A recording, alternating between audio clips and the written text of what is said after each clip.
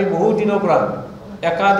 একাধিকভাৱে লাগি আছিলোঁ প্ৰতিবন্ধীসকলৰ বিভিন্ন সমস্যা সমাধানৰ স্বাৰ্থত আৰু সমস্যাসমূহ সমাধান নোহোৱাৰ বাবে আজি পুনৰবাৰ এই সংবাদ মাধ্যমৰ জৰিয়তে সংবাদমেলৰ দ্বাৰা আমি চৰকাৰক অৱগত কৰিব বিচাৰিছোঁ যে যোৱা বছৰৰ নৱেম্বৰ মাহৰ 30 তাৰিখৰ দিনাখন অসম চৰকাৰৰ লগত পূৰ্বতে হৈছিল যদিও অসম চৰকাৰৰ লগত আলোচনা অনুষ্ঠিত হৈছিল আৰু এইখন মাইনুটছ হৈছিল সেইদিনাখন বিভাগীয়ভাৱে সচিব কেজি বিভাগীয় উপ সচিব সঞ্চালককে ধৰি কেইবাগৰাকী বিষয়ববীয়া আছিল আৰু সেই সভাখনত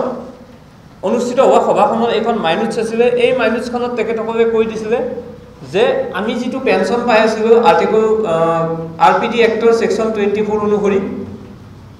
সেই সমূহ পুনৰবাৰ প্ৰৱৰ্তন কৰাৰ কাৰণে তেখেতসকলে ইয়াত কৈছিলে যে it has decided to place before the state advisory board on disability preferably within December 2024 এই কথাটো কলে যে তেখেতসকলে যে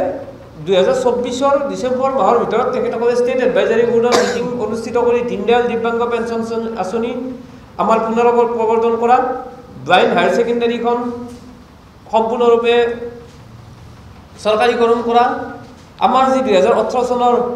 31 ডিসেম্বৰলৈকে যি পোষ্ট আছিলে 4419 863টা বাদ দি বাকিসমূহ পোষ্টৰ ক্ষেত্ৰত ব্যৱস্থা গ্ৰহণ কৰা 4% সকল যে নিযুক্তি নিশ্চিত কৰা এইসমূহ বিষয় তেওঁলোকে কৈছিলে তেখেতসকলে যে আমি আপোনালোকক ষ্টেট এডভাইজাৰী বোৰ্ডৰ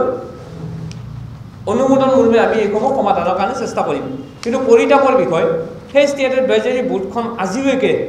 আজি সম্পূৰ্ণ এবছৰ হৈ গ'ল। যোৱা 30 অক্টোবৰৰ দিনাখন কিন্তু আজিলৈকে সেই ষ্টেট এডভাইজাৰী বোৰ্ডৰ মিটিং অনুষ্ঠিত কৰিবলৈকে চৰকাৰখনৰ আহৰি নহল বা তেখেতসকলে গুৰুত্ব প্ৰদান নকৰিলে। তাৰ পিছত পৰৱৰ্তী পৰ্যায়ত আমি পাই থকা আমাৰটো প্ৰতিবন্ধী ব্যক্তিসকলৰ অৰুণোদয় আঁচনিটো কৰিলে আপোনাৰ সেকশন 24 খন ভাইলেট কৰি কাৰণ সেকশন 24 ত কৈছিলে যে এখন ষ্টেটত পাই থকা আঁচনিসমূহৰ পৰা 25% আমাৰ অধিক হ'ব লাগে আৰু সেই অনুসৰি আমি 1553 টকা পাব লাগে আৰু আমাৰ ক্ষেত্ৰত কোনো মানে আঁচনিৰ ক্ষেত্ৰত আমাৰ কোনো এই ৰেশন কাৰ্ড বা অন্য ধৰণৰ কথা থাকিব নোৱাৰে ডিসেবিলিটি কাৰ্ডখনে সৰ্বসৰ্বা হ'ব লাগে। কিন্তু সেইটোক ভাইলেট কৰি যি তেখেতসকলে অৰুণোদয় আঁচনি দি আছিলে সেই অৰুণোদয় আঁচনিৰ পৰা যোৱা জুন মাহত যেতিয়া আমাৰ কিছু সংখ্যক ব্যক্তি বাদ পৰিছিলে পৰৱৰ্তী পৰ্যায়ত আমি 24 জুন 2000 তাৰিখৰ দিনাখন অসম সচিবালয়ৰ সন্মুখত এক প্ৰতিবাদী কাৰ্যসূচী ৰূপায়ণ কৰিছিলোঁ আৰু সেই প্ৰতিবাদী কাৰ্যসূচীৰ অন্তত চৰকাৰখনে মেমৰেণ্ডাম পত্ৰ গ্ৰহণ কৰি 27 জুন 2025 তাৰিখে বিভাগীয় মন্ত্ৰী পীযুষ হাজৰিকাৰ লগত এক বৈঠক অনুষ্ঠিত হৈছিল আৰু এই বৈঠকত কিছু সিদ্ধান্ত গ্ৰহণ কৰিছিল। এইখন হৈছে পীযুষ হাজৰিকা ডাঙৰীয়াৰ লগত হোৱা মিটিঙৰ মাইনুটছ 27/6/2015 ত 11টা বজাত তেখেতৰ কনফাৰেন্স হলত অনুষ্ঠিত হৈছিল। আপোনালোকক মই মাইনুটছখন দিম। পীযুষ হাজৰিকা আছিলে, পল্লৱ গোপাল জা আছিলে, ভাস্কৰজ্যোতি মান্তা, ইভা ডেকাৰ লগত সুস্বপ্না কাকতিৰ লগতে অন্যান্য তেখেতসকলৰ বিষয়ববীয়াসকল আৰু আমি আছিলোঁ। আৰু এইখন মিটিঙত আপোনালোকে যদি চাই ইয়াৰে 1 নম্বৰ পইণ্টত 2 নম্বৰ পেজত 2 নম্বৰ পইণ্টত তেখেতসকলে কৈছে যে অৰুণোদয় স্কিমটোৰ ক্ষেত্ৰত যিসকল ব্যক্তি আমাৰ ডিপ্ৰাইভ হৈছে আমাক এটা ৰিকুৱেষ্ট কৰিছিলে যে সোনকালে এখন লিষ্ট আমি যিসমূহ ব্যক্তি ৰৈ গৈছে আমি যদি পাৰোঁ নামসমূহ দিলে তেখেতসকলে সেইসমূহ ব্যক্তিক সেই মাহৰ ভিতৰতে অন্তৰ্ভুক্ত কৰি দিব। কিন্তু পৰিতাপৰ কথা হ'ল তেখেতসকলে কোৱা ধৰণে আমি এই ব্যক্তিসমূহৰ নামসমূহ দিলোঁ কিন্তু আজিলৈকে সেইসমূহ অন্তৰ্ভুক্তি কৰাটো দূৰৰ কথা সকলোৰে নামসমূহ কৰ্তনে হ'ল।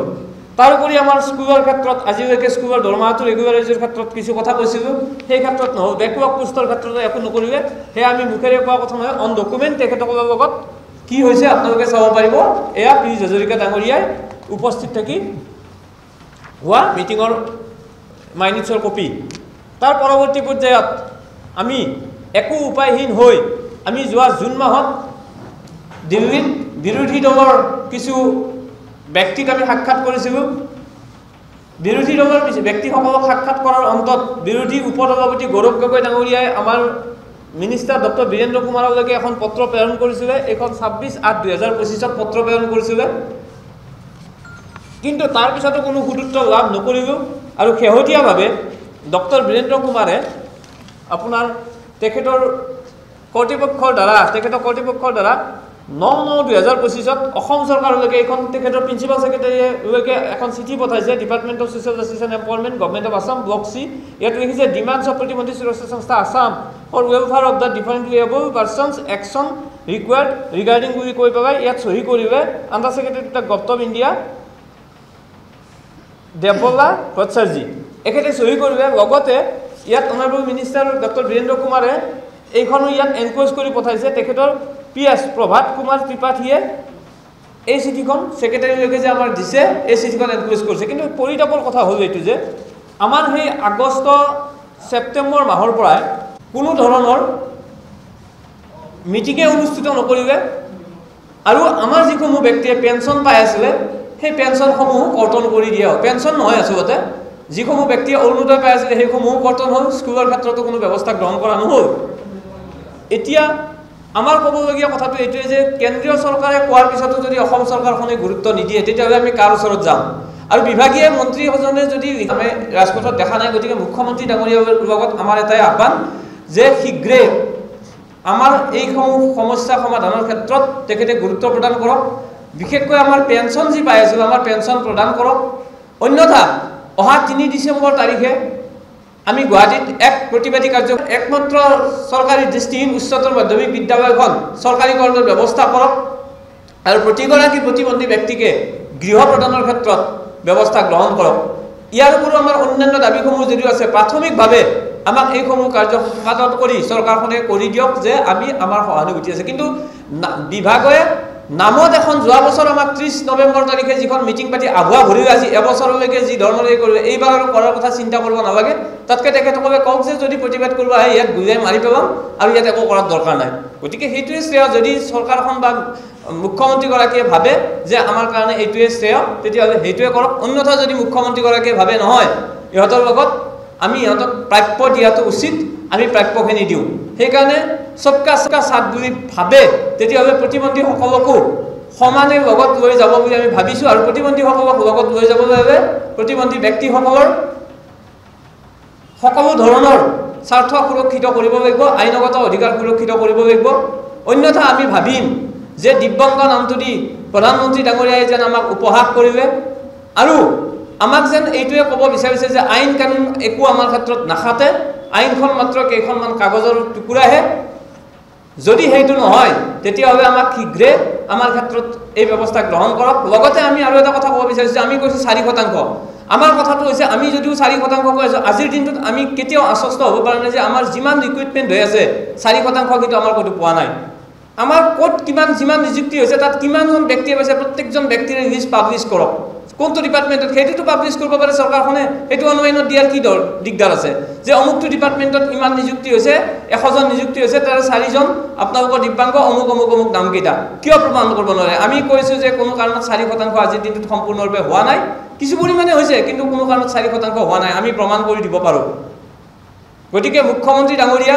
আমাৰ এই সংবাদমেলৰ জৰিয়তে আপোনালোকে এটাই আহ্বান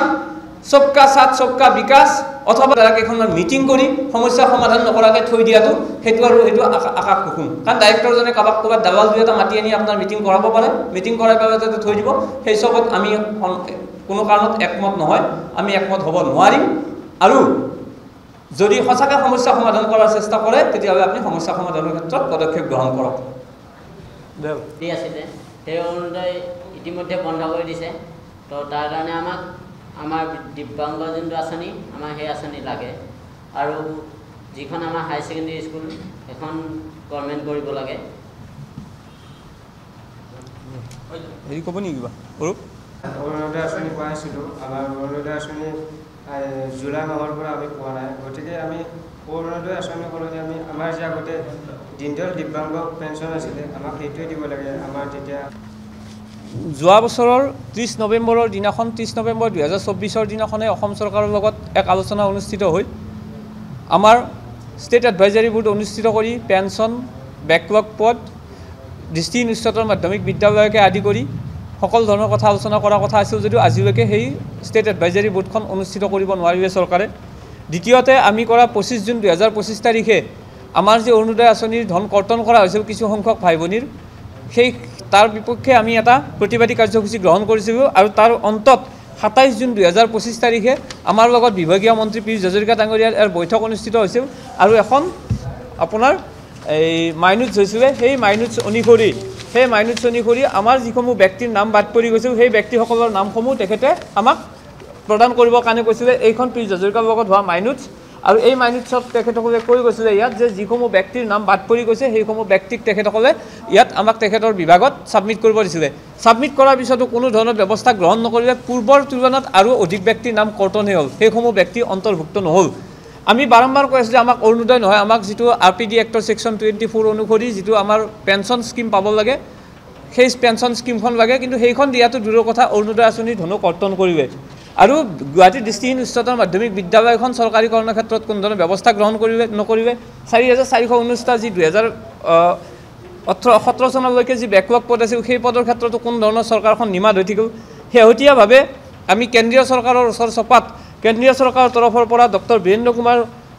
ডাঙৰীয়াই আমাৰ কেন্দ্ৰীয় মন্ত্ৰী ডক্টৰ বীৰেন্দ্ৰ কুমাৰ ডাঙৰীয়াই তেখেতৰ বিভাগৰ কৰ্তৃপক্ষৰ দ্বাৰা কিছু চিঠি আমাৰ অসম চৰকাৰলৈকে প্ৰেৰণ কৰিলে এয়া ডক্টৰ বীৰেন্দ্ৰ কুমাৰ ডাঙৰীয়াৰ PS স্বাক্ষৰিত এখন চিঠি তেখেতসকলে কৈছে যে 26/7/2025 আমি যি মেমৰেণ্ডাম দিছিলোঁ সেই মেমৰেণ্ডাম প্ৰতিবন্ধী সুৰক্ষা সংস্থাৰ যি মেমৰেণ্ডাম দিছিলে সেইখনৰ ওপৰত ভিত্তি কৰি আমাৰ সমস্যাসমূহ সমাধানৰ ক্ষেত্ৰত অসম চৰকাৰে ব্যৱস্থা ল'ব লাগে অকল সেইখনেই নহয় তেওঁৰ PSই নহয় তাৰ পৰা দেৱলা ভট্টাচাৰ্যী নামৰ এগৰাকী under secretary to the government of ইণ্ডিয়াৰ তেখেতসকলেও ইয়াৰ প্ৰিন্সিপাল ছেক্ৰেটাৰীলৈকে চিঠিখন লিখিছিলে এইখন চিঠি দিছে 9/9/2025 তাৰমানে ছেপ্টেম্বৰ মাহৰ 9 তাৰিখে কিন্তু ছেপ্টেম্বৰ গ'ল অক্টোবৰ গ'ল এতিয়া নৱেম্বৰ মাহো শেষ হ'বলৈ হ'ল আজি 3 মাহত কোনো আলোচনাও নহ'ল কোনো সমস্যাৰ সমাধান নহ'ল পৰৱৰ্তী পৰ্যায়ত আমাৰ পেঞ্চন যিসমূহটো নাই পোৱা এতিয়া যি অৰুণোদয় পাই আছিল সেই অৰুণোদয় ধনো যোৱা মাহত এইসকল ব্যক্তিৰ এই আমাৰ পঢ়ি থকা ল'ৰা ছোৱালীখিনিৰ কাটা গ'ল যিখিনিয়ে পাই আছিল হয়নে আৰু সেইখিনিও এতিয়া কৰ্তনহে হ'ল গতিকে আমি চৰকাৰখনক এইটো কথাই আজি সংবাদমেলৰ জৰিয়তে সকীয়াই দিব বিচাৰিছোঁ যে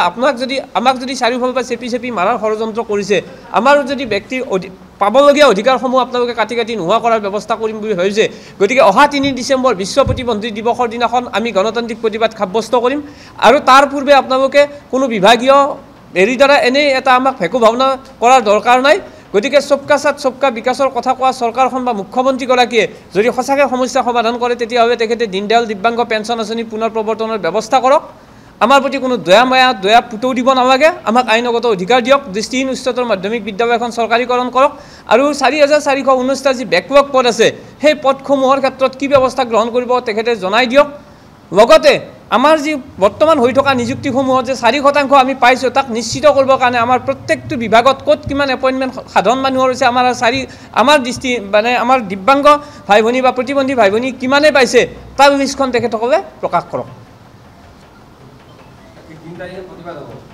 100% হ'ব আৰু আমি খোলাখুলিকৈ কৈছোঁ আমি কোনো লোকধাককৈ প্ৰতিবাদ নকৰোঁ প্ৰত্যেকগৰাকী প্ৰতিবন্ধী ভাই ভনীকে কৈছোঁ যে 3 ডিচেম্বৰলৈ আহক নিজৰ অধিকাৰ আমি সাব্যস্ত কৰিম আমি নাচি পেটত গামোচা বান্ধি আমি তাত চৰকাৰী অনুষ্ঠান কৰি ফূৰ্তি কৰি আমাৰ লাভ নাই আমি 3 ডিচেম্বৰৰ দিনাখন দিছপুৰতে আমি মুখ্যমন্ত্ৰীৰ সন্মুখতে আমি প্ৰতিবাদী কাৰ্যসূচী গ্ৰহণ কৰিম মুখ্যমন্ত্ৰী ঘৰৰ সন্মুখত তাত আৰু বেলেগ ধৰণৰ কোনো কথা নহ'ব যিকোনো খবৰৰ বাবে যোগাযোগ কৰক 7099017330 লগতে 7099017110 নম্বৰত